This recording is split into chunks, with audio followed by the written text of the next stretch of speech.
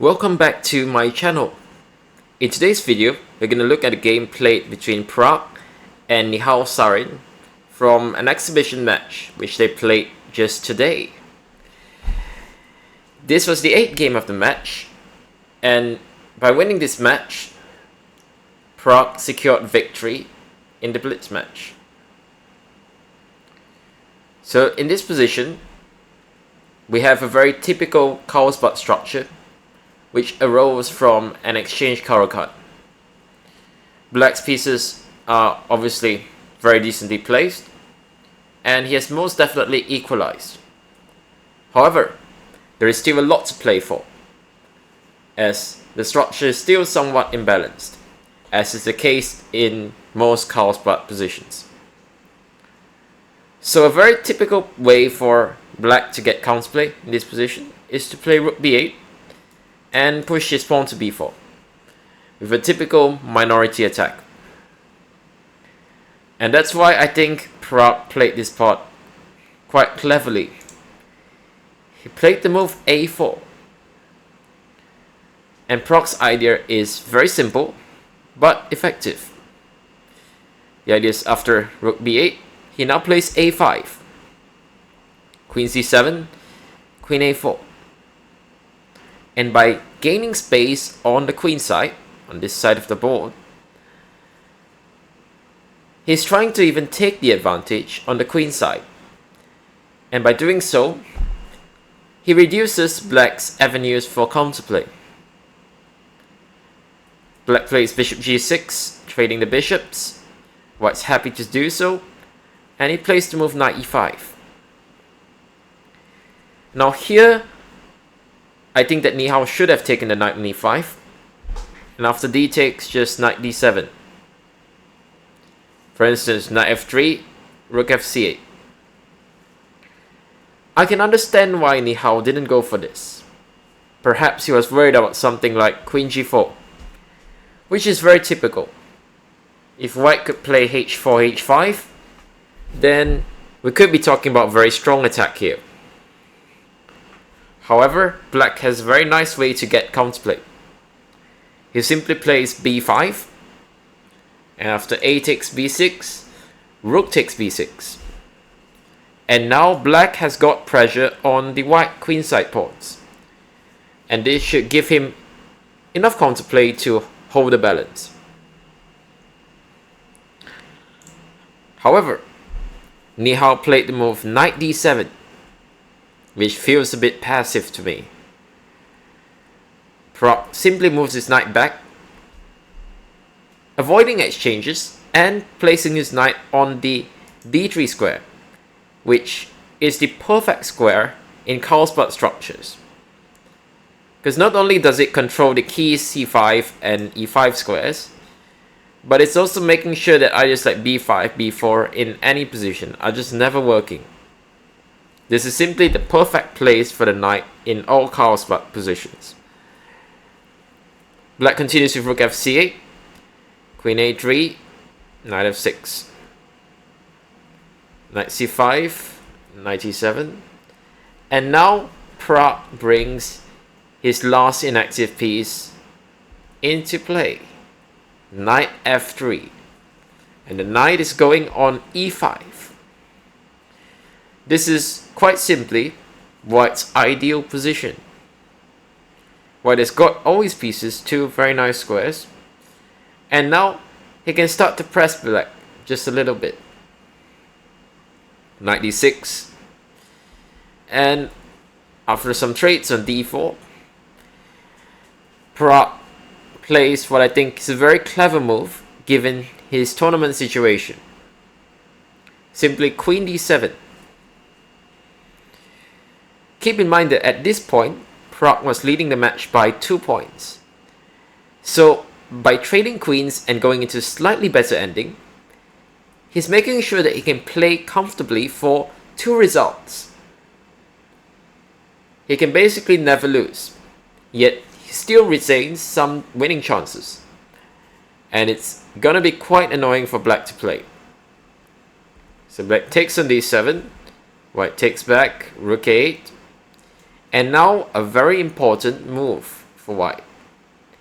h4, fixing the king side pawns, especially these double pawns on g6, and making sure that he can never push forward with a move like g5.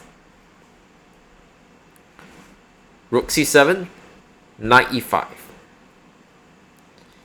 And now we see why the move h4 was so important.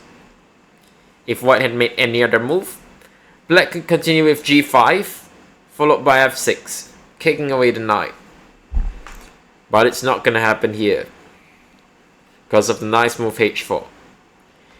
So black plays knight d6, and now Pragg starts to apply the pressure. He plays rook a4, a very nice rook lift. He's preparing to place his rook on the b file, where it's going to hit the pawn on b7. Now you might ask, isn't the pawn on b7 really well defended? And it is.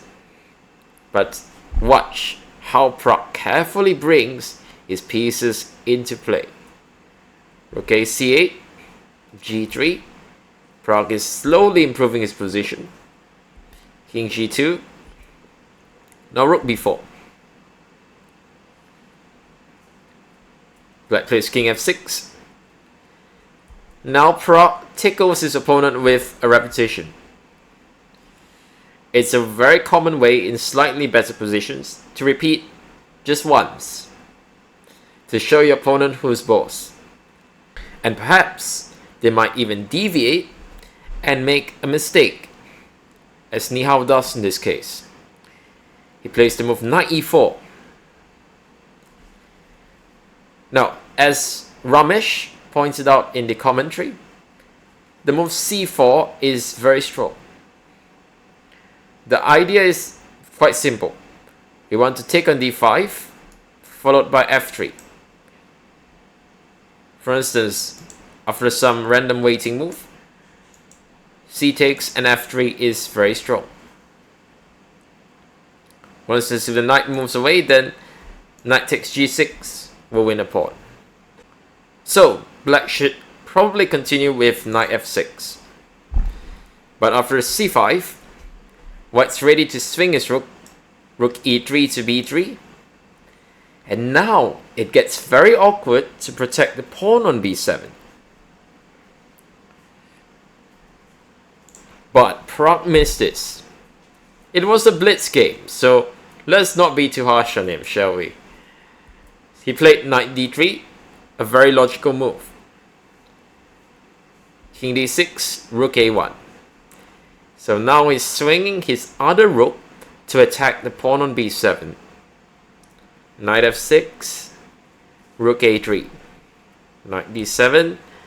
Now the pawn is threatened, and the black rook must go passive on b8.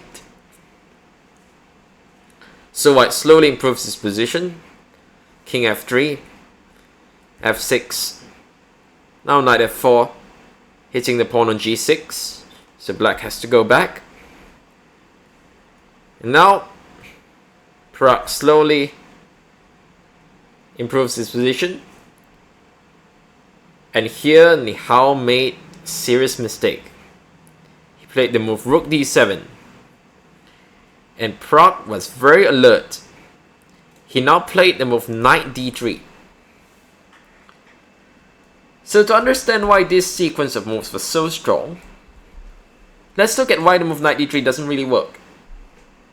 Well, black can simply come back with his knight and cover the c5 square.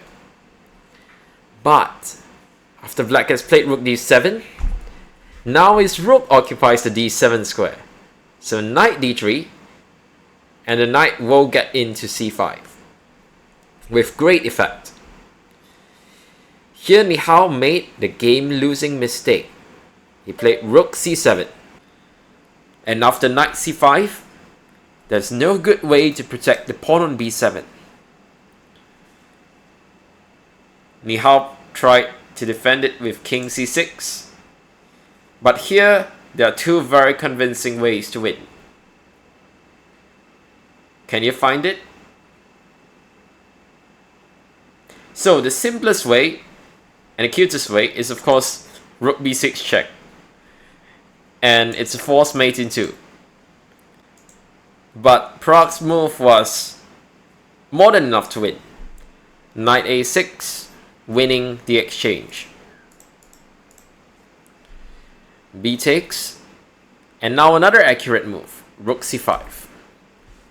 And here Nihal resigned, because after the king moves, Pragg takes on b8.